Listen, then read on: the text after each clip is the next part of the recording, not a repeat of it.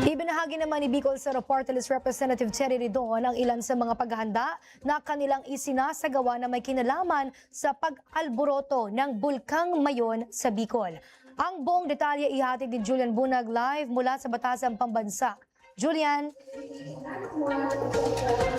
Princess, bilang isang regional party list, ipinahayag ni Bicol Saro Party List Representative Terry Ridon ang mga paghahanda na kanilang isinasagawa kaugnay nga sa bahagyang pag-alboroto ng Bulkang Mayon.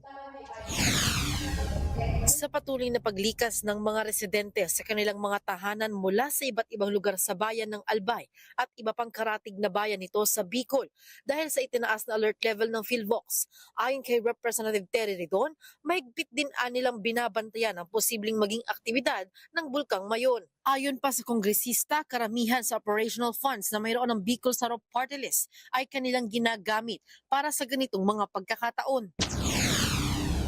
Nagagamit po yan para dito sa mga relief operations. And as soon as, syempre, kung ano man yung mangyari po, sabi monitoring what will happen. Wala pa naman actually at this point. Pero syempre naghahanda rin po kami. Tulad ng kongresista, patuloy din ang paghahanda ng iba pang ahensya sa bansa, gaya ng Department of Social Welfare and Development, kung saan ipinag-utos ni DSWD Secretary Rex Gatchalian ang pagpapadala pa ng karagdagang 1,000 family food packs sa Bicol Region para sa mga pamilyang apektado. Ipinag-utos din ng kalihim kay DSWD Field Office 5 Regional Director Norman Laurio na mamahagi ng mga ready-to-eat boxes sa mga residente. Habang naglabas naman ng isang flight safety advisory ang Civil Aviation Authority of the Philippines o CAAP kaugnay sa patuloy na pagkakaroon ng aktibidad sa ilang mga bulkan sa bansa. Ayon sa PhilVox, bukod sa Bulkang Mayon, kabilang sa mga bundok sa bansa na nagbuga ng abong usok kamakailan ay ang Bulkang Kanlaon, kung saan umabot ang taas nito mula 11,000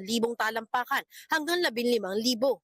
At para matiyak ang kaligtasan ng mga pasahero at flight operations sa buong bansa, naglabas ang CAAP ng Notice to Airmen para sa mga Bulkang Kanlaon, Taal, Bulusan at Mayon na nagsimula kahapon January 6 hanggang ngayon January 7. Princess, ayon pa kay Representative Ridon, bagamat bahagya ang pag-alboroto ng Bulkang Mayon, patuloy nila ang mahigpit nilang pagbabantay sa anumang posibleng mangyari sa Bulkang Mayon. Mula rito sa Kamara para sa Totoong Balita sa Bagong Pilipinas, Julian Bunag, Congress News.